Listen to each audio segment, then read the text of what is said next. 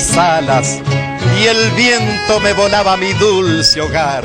Sentí que entonaba, sentí que cantaba, sentí que llegaba a mi dulce hogar.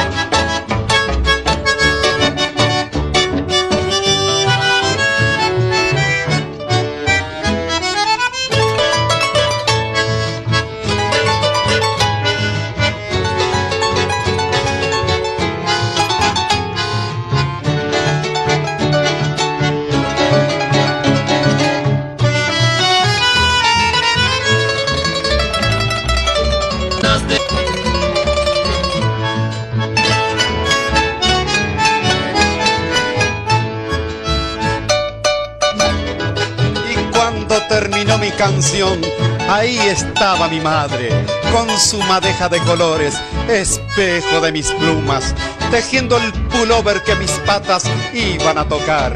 Y mi padre laborioso, con permiso de la luna, en clave de sol me escribía: Lorenzo, vuelve, vuelve a tu hogar.